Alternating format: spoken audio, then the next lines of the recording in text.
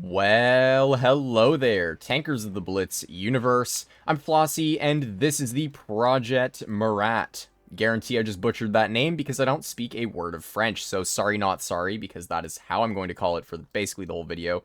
Anyways, this is a new tier 10 medium tank in the French line, obviously, and we're going to be breaking into its stats and then playing a couple live games in the tank to see how it performs. So starting off with its gun, it deals 370 damage on its standard shells, 310 on the premium, and 430 on its HE. Now, because this is a two-shot auto-loading gun, you're going to be able to deal a ton of damage if you are able to get both of your shells out, because that single-shot alpha is quite nice. In terms of its gun depression, it's 9 degrees, making this tank very, very flexible on many different maps. You have very good penetration at 264 on the standard AP, 345 heat pen, which is quite nice, like very, very nice, and it has 60 HE pen. In terms of your accuracy, the accuracy on this tank is insanely troll, even if it looks good on paper. On paper, it says it has an aim time of 3 seconds and dispersion of 0.281. However, in-game, like I said, this tank misses a ton of easy shots, even when I'm using refined gun. In terms of its DPM, it has the worst DPM for a tier 10 medium, if I'm not mistaken, at 2629 while using calibrated shells. And kind of makes sense because this is, of course, an autoloader, but it has less DPM than a TVP, which is kind of sad in a way. In terms of its mobility, it goes 62 forward and 21 in reverse, which is quite fantastic for a tier 10 medium. However, its power to weight is not the best, so when you are trying to get up to your top speed, let's say if you're trying to outrun an enemy that is chasing you, good luck with that. That's why I have the speed boost consumable on my loadout. It also has the emergency track mechanic, which means that if you do get tracked, you can still reverse at 7 kilometers an hour. It's the same mechanic that the Yo and the Concept 1B have. Alright, time for some gameplay in the Murat here. And we find ourselves on one of my most hated maps in the entire game, Castilla. Oh boy. And we're fighting an M60 and 62A. Now, I know the 62A got nerfed like crazy, but still. And they have a T92. Okay, this is not going to be a very fun fight. But I am going to go medium side, because of course this is still a medium at the end of the day, even if you don't have the most reliable armor. Speaking of the armor profile, this tank has a very, very, very big gun mantlet, which means the front of the tank is very difficult to pen when you are sitting hull down. The upper plate is at a pretty steep angle, so the upper plate also works pretty well.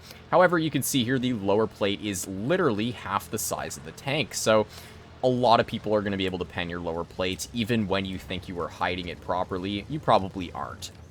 So keep that in mind, and the entire tank is just ginormous overall, so like everyone's going to be able to shoot you the second you get spotted, so you really have to be very, very cautious when you're playing this tank, and you have to be careful about putting it into certain situations. You can see there, the T92, I mean, that's actually a pretty OP spot from him, so he was able to pen us there, which is unfortunate, and so was the M60, but honestly, I would rather take the trade, because now bro is at 300 health, so, I mean, you can see the power of a clip is that guy traded 1 shell, and I was able to hit him with 2.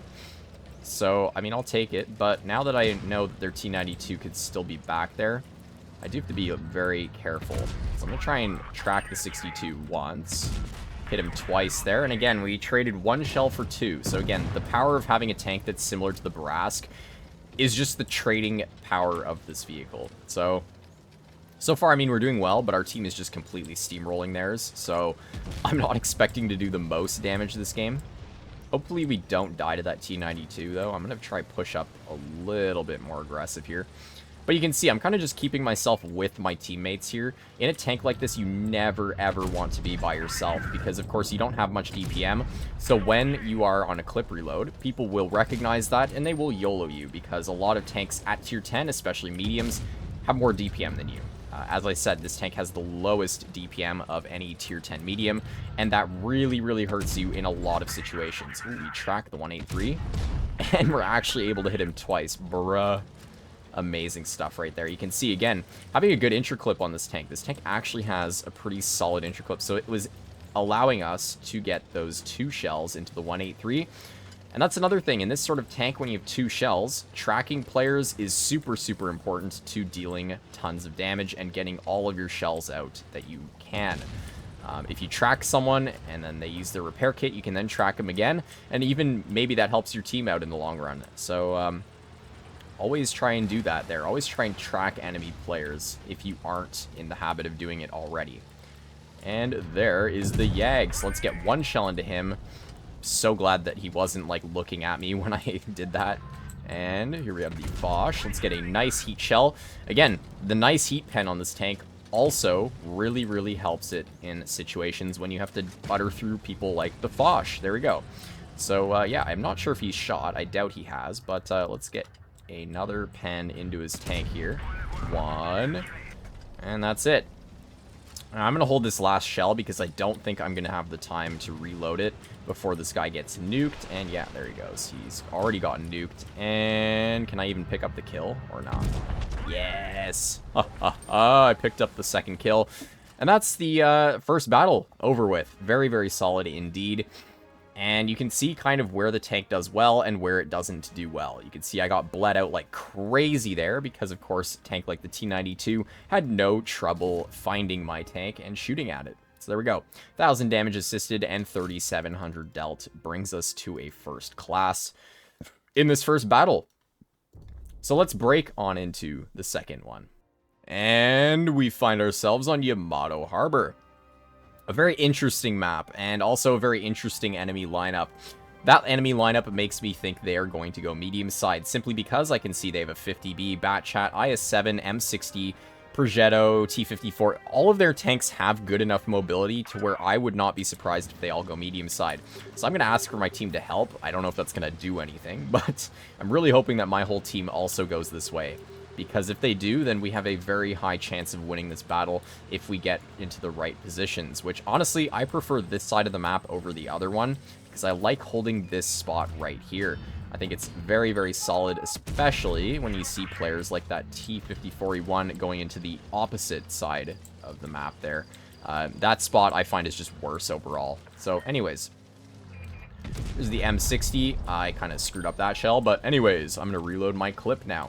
And honestly, in a tank like this, even though, again, it has good top speed, just simply because you don't have very good power to weight, especially on soft terrain, you really, really want to make sure that you have team support with you, like I said, because if you don't, you're going to get completely nuked when you try to escape, especially because this is a French tank and the rear of you can get HE'd by everything. So you really have to be careful, again, with the positioning in this tank. It is so, so important. And this tank is definitely not for beginners. I'm going to say that right now. If you are new to the game, do not grind this tank at all, because it is not forgiving at all. Especially if you miss a shell, then you've basically wasted half your DPM for nothing. It's just not great. Honestly, like I said before, I mean, I think this tank is in sort of a balanced spot right now. But at the same time, like, it could use some more accuracy, it could use more DPM, like all of those things would help it out a lot without making it overpowered. I think right now it's slightly underpowered, if anything. So that's sort of my thoughts on it right now. But anyways, we're going to keep shooting at players when they poke, like this IS-7 here. Don't know if Bro realizes that I can just pen his side there when he side scrapes like that, but let's see. What are you going to do there, bro? And I miss. Love the accuracy. Oh boy. Let's see here. Who's gonna poke next? Oh, 57 heavy. What you gonna do, bro? What you gonna do there, bro? Okay, well, let's get one heat shell into you. I am getting shot at by mediums now, so I do have to be careful. And I'm gonna put myself behind this hill so the mediums can't shoot me anymore.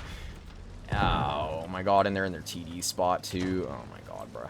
Okay, we just need to push on these heavies or something. I'm going to try and get hull down, but I mean, the lower plate on this thing is just so big that I doubt that's going to do anything. oh, hold on. Come on, please let me get some damage into the IS-7. Oh boy, 100 damage. Incredible stuff. I'm going to try and put on my speed boost and just YOLO for some more damage here. Maybe the M60 will give me a shot. I don't really care about the Batchat at all, because he's dead. So there we go. I'm going to go for the M60 now. Let's see here. Can I clip you out? One. And okay, wow. Incredible. Thank you, gun. We love the gun on this tank. Honestly, that was kind of on me. Like, bro was wiggling, so it kind of makes sense. And now I'm getting pushed into the open. Okay. You know what? I think I out-reload this guy, though. Oh, but thank you for the... Oh my god, Rhino, bro. What? Yeah, dude, let's not drive around our teammates. Let's just push them into the open. That's a great idea. Thanks, Rhino. I mean, even with that, we still did a decent amount of damage there. Yeah, the gun just really trolled me there with that low roll. That was pretty awful. But anyways, still a victory at the end of the day. We still did 3,300 damage and a solid second battle. Another first class. I wonder if we're going to be able to ace it in this video here. Our WZ actually farmed a crap ton of damage. I need to test that thing out soon, because that tank looks very, very strong. And here we are on Ghost Factory for the third battle of the video. And up against us, we have a decent enemy lineup. They do have a Projet Lewis. Bro, what a weird-looking tank. It's basically just a reverse version of this tank. They have 260, 907 Grill Chieftain, so they have a pretty mobile lineup, so I would not be surprised if they end up going medium side. But then we have my team. My team wants to go D side, and because I'm in this tank, I can't go medium side by myself, like I said. So I'm going to be making my way with the team towards the heavier side of the map. And maybe in this case, if I do see my team going this side of the map, I'm going to try to take D corner because that gives me a big line of sight over where the enemy team might be. And if they also do go this side of the map, having corner control is going to be very important to holding off their team here. So we do see the Chieftain, and I am going to get into a sneaky little position here. Although my lower plate is absolutely ginormous, so I'm not going to be surprised if he pens that. But he doesn't, so there we go. 2 shells in, and the Chieftain is down 700 plus health. And because this guy doesn't have the best reverse speed in the world, he's going to get tracked. And, yeah, this is not looking good for this player here. So, I'm going to keep pushing up onto his vehicle, and 1 shell into his lower plate, and he gets killed. So, that's what you don't want to do in any tank, is going by yourself to heavy flank. Like, good job, Chieftain. Epic gameplay right there. And their Conway is also sitting in a very bad spot. So, I'll try and push wide now. Seeing as the majority of their team is... Okay, well... starting to make their way into their spawn again. I want to push wide to try to stop them from pushing up any further. So here we go.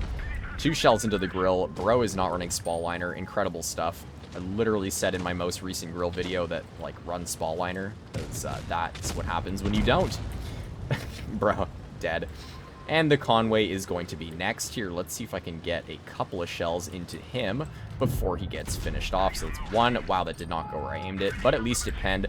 And number 2, and he does get killed. So an insanely fast game. Honestly, again, sticking with my team helped me out there because, of course, I was not the one who got focused out in the beginning. And you can see, I would have been that Chieftain player if I went by myself to medium corner. So there we go. 1 shell into the 260. And Bro's just going to pull forward again, even though he got shot by me. Incredible. And just like that, it's 3,400 damage. Let's see if we can actually... Wow, we actually got a bounce there. I mean, Bro shot at my upper plate, so it kind of makes sense. Let's see here. Hello. Hello, hello, hello. How would you like to get out-traded by the French baguette here? Oh, yes. 4,000 damage already. What the heck, bruh? Okay, well... Seems like we're getting out a decent amount of damage this battle, and let's see if I can actually kill off this M46 here in just a second. Please! Oh, bruh. Oh my god. Well, at least I got the kill on the 260.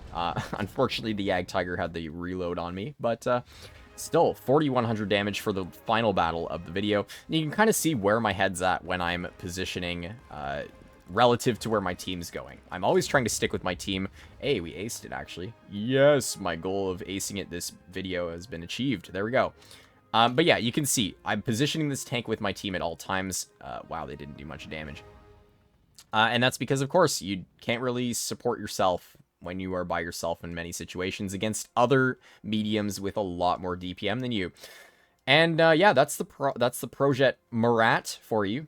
A very underpowered tank in my opinion, one that needs more accuracy, a little bit more DPM possibly, but overall the armor and mobility I think are in a good spot. So let me know what you guys think about this tank in the comments. Do you like it? Do you not like it? Are you going to be grinding it? Again, for newer players, I do not recommend this tank at all. But if you're more experienced, it might be a fun new addition to your garage. And with that, for any of you out there who are not yet subscribed to my channel, I highly recommend you do so, as it's a fantastic way to support my content and stay up to date when I post videos almost daily. And with that, I will see you all in the next one. Bye-bye.